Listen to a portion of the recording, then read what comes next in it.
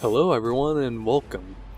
So we've got a couple more months to wait for Cyberpunk 2077 to come out, and why don't we fill up some of that time frame by exploring more of what to expect in-game, and the lore behind it, and what makes up Cyberpunk itself. And one of the things I was thinking about was, this character customization is going to be so incredibly in-depth. And one of the things that they mentioned about this game was the Lifepaths system. Now you might be asking yourself, what is the Lifepaths system? Well, this originates from the Cyberpunk 2020 tabletop game, the property that Cyberpunk 2077 is actually based off of. And it was an old tabletop game like Dungeons & Dragons, except set in a dystopian cyberpunk universe. Particularly Night City, where we're going to be seeing this game is set at. Now, what the Lifepath system was back then, and what it's going to be, is generally about the same thing. The life path is your backstory. What was your life up till this point where you're taking control in game? Who are you? What makes you you? Who did you encounter? What sort of people did you meet? What are your friends? What are your enemies? What sort of tragedies did you experience in your life? Just all of this comes together to formulate your backstory and what has led you to the point that you are at now. And here in Cyberpunk 2077, we're going to be seeing that come into play. With the Life Path system in 2077, we've got three choices to work with. We have the Nomad, the Street Kid, and the Corporate. It's going to be your choice to choose which one of these that you want as your life story. And let me explain to you what it means to have grown up with these lifestyles, and what it could mean for the gameplay itself. To kick things off, let me start by telling you about the Nomads. Who are the Nomads? Well, Nomads are something like straight out of a Mad Max movie.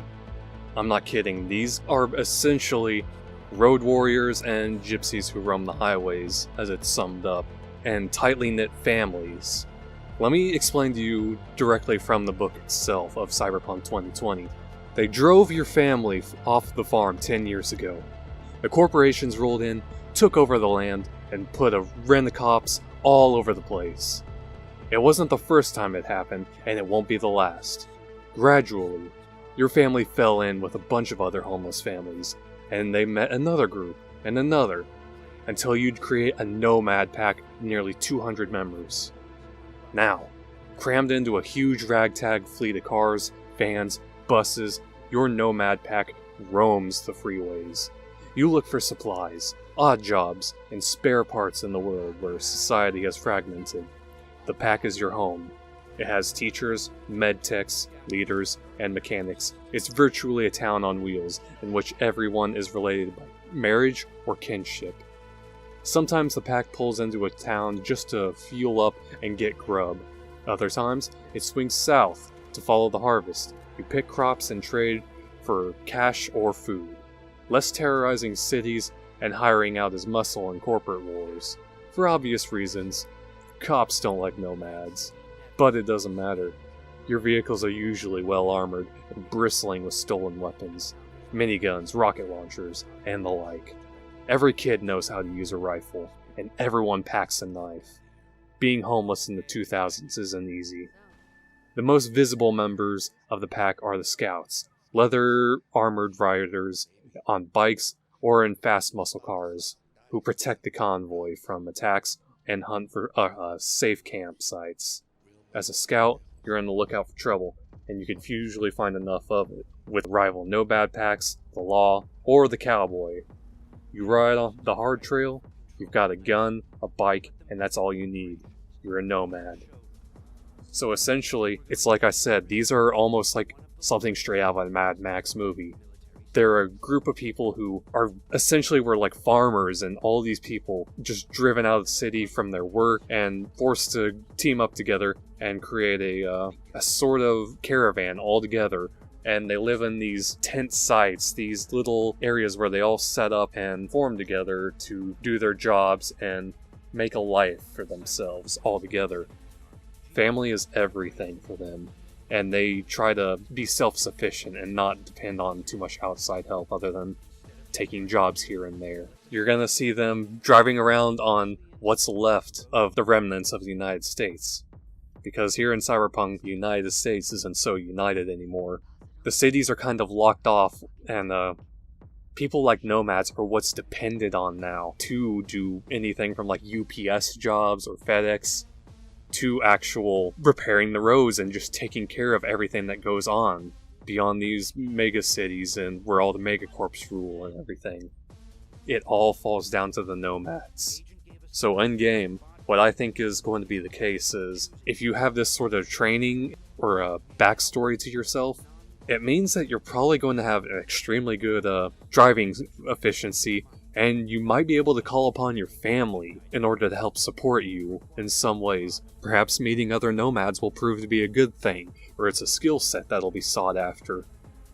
It's hard to say really, but I see Nomads as being one of the most interesting classes in this game, and I'm very excited to see what it'll bring to the table. Because who knows, by the sound of it, maybe one of the expansions of this game could actually be like a Mad Max setting of driving from another city in California towards the Midwest or something and getting into vehicular combat and exploring the wide open world beyond and wrecked cities. Who knows? There's a lot of possibilities here just with this class alone. I'm sure we'll find out soon enough just what the full extent of their potential will be. I'll wrap up the summary of them with a quote from a famous Nomad character from the Cyberpunk universe straight out of the book. Guns. Guns and cyberbikes. That's how we hold the line. We don't have any home except the caravan.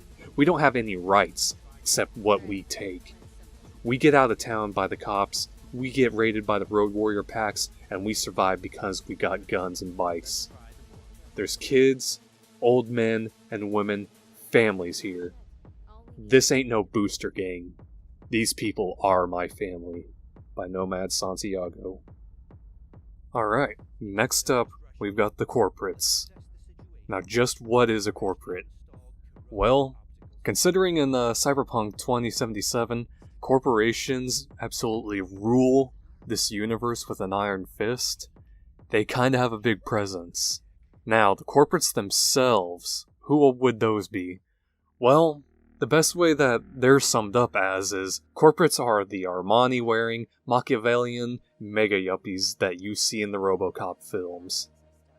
What their perks are is being wealthy, persuasive, and they can call upon favors and resources beyond what people can even hope for. That is their game, is playing all of their resources and contacts and pulling them in to pretty much get what they want. Now what this means for 2077 is going to be interesting, because according to the selection screen, you walked away from that life. But you just don't simply walk away from the life that a mega corporation has for you. So it's going to be very interesting to see how they pulled that off or explain it in your backstory. But to sum up what it says in the 2020 handbook, let's read this. Who are they? In the old days, they would have been called a yuppie.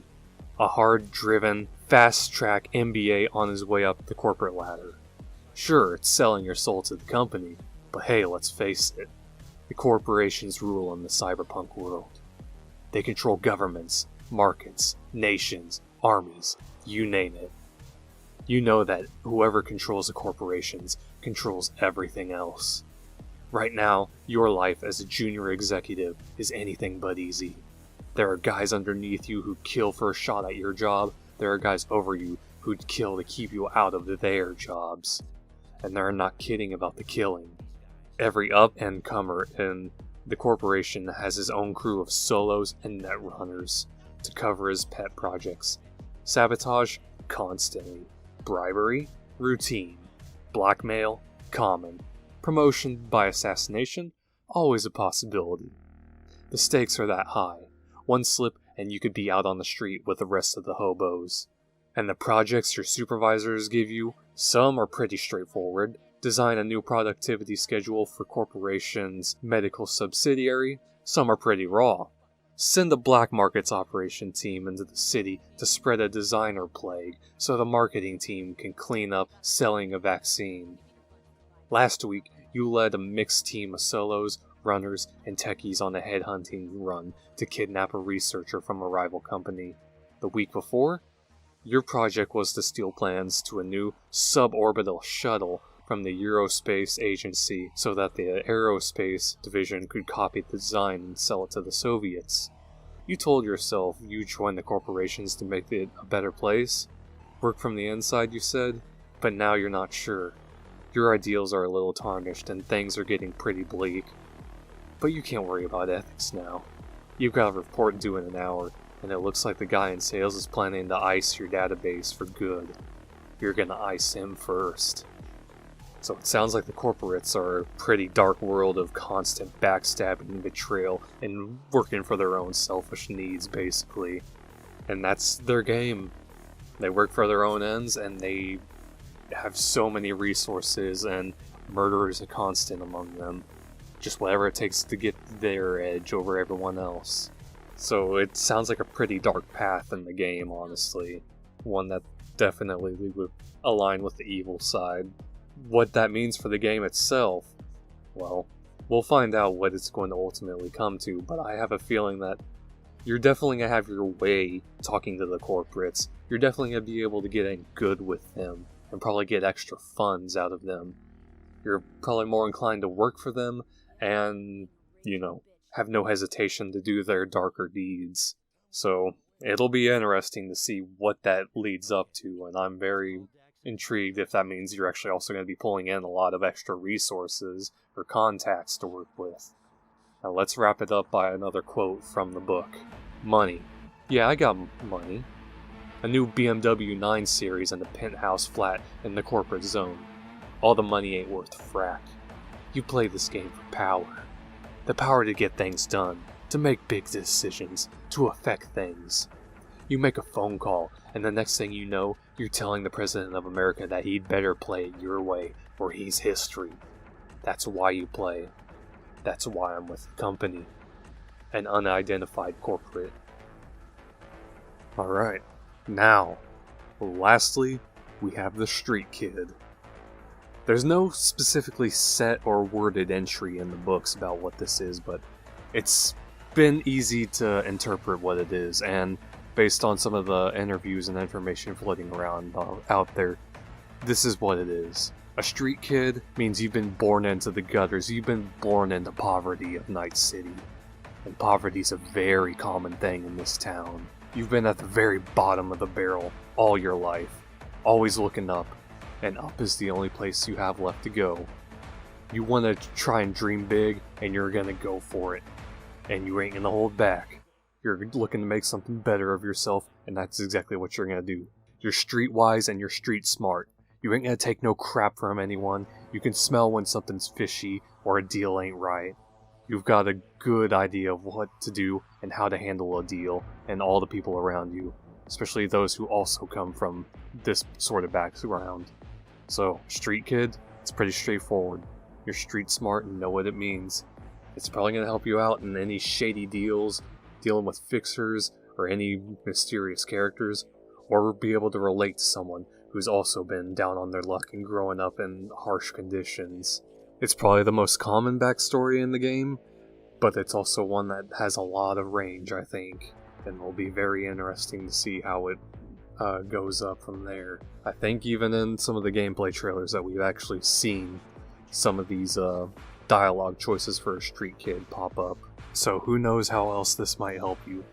One other idea is maybe it'll give you even better knowledge of the streets of Night City. Maybe more content over the map, or some hidden locations. Who knows?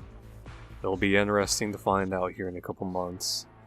But all in all, that sums up all these classes. So to take a look back and wrap up on a final note, we had the Nomad, the Street Kid, and the Corporate. And who knows how these are going to affect gameplay. The Nomads were closely tied families, all together both by blood or by bond, out on the roads, taking on a sort of Mad Max world. They're skilled drivers, they're resourceful, and they depend on one another, and they're always on the move. Alright, then with the corporates, we saw that they all want power. They're looking to keep building themselves up, and they also are very resourceful. Money gets them a lot, and they're good with words in order to get one step ahead of everyone else. They want to keep climbing that corporate ladder, and oftentimes they'll do it by whatever means. So you might have a lot of inside contacts, you might know all the ins and outs of how a corporation works and how to sweet talk your way around the corporate, and maybe you might be able to get a little extra more money out of people. And then lastly, the street kid. The street kid was born into a life of hardship and being in the very bottom of the barrel. Something that's very common here in Night City, and you're looking to dream big and go big. It means that you're probably going to have a lot of street smarts, you're going to know how to talk your way around things, you'll know your way around the city probably, and you can detect bullcrap from someone. You're street smart, and you know how to handle yourself now.